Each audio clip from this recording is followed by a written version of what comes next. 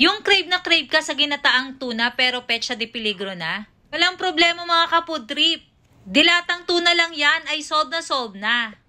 Ano, luto tayo? Gina yan!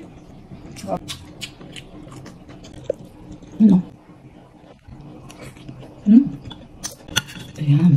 Tapos kuha tayo niyan. Luto na nga tayo ng ginataang tuna gamit lang ang dilata. Sa isang pan ay magpainit na nga po tayo ng mantika at igisa na natin ang ating luya, sibuyas, at syempre ang ating bawang. Pag lumabas na nga po ang aroma nito mga ka-food trip, pwede na tayong maglagay ng ginisang bagoong. Alamang po yan mga ka-food trip. Then ilagay na po natin ang ating gata.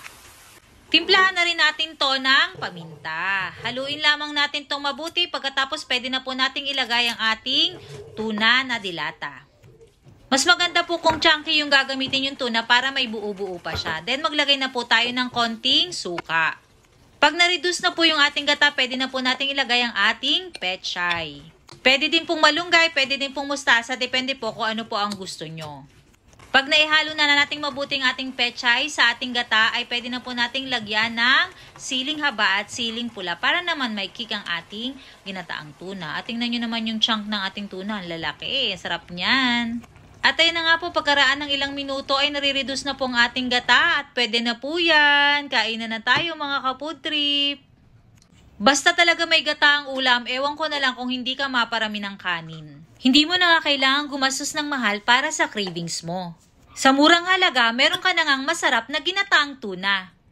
So ano pa hinihintay nyo mga ka-food trip? Tikiman time! Kain po! Grabe.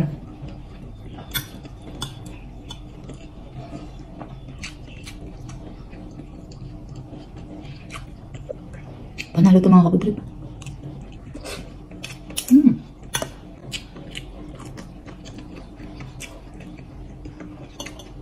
Ang bili niyo pong tuna yung chunky. Ito, tingnan niya siya. Oh. Ang lalaki niya. Ang lalaki ng chunks niya mga ka-food trip.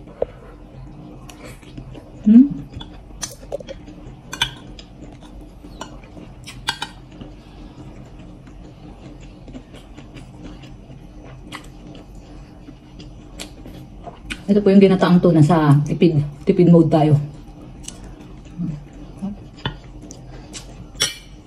Siyempre masarap na ay sili. Kainin natin yung sili. Ayan. Tapos kuha tayo niyan.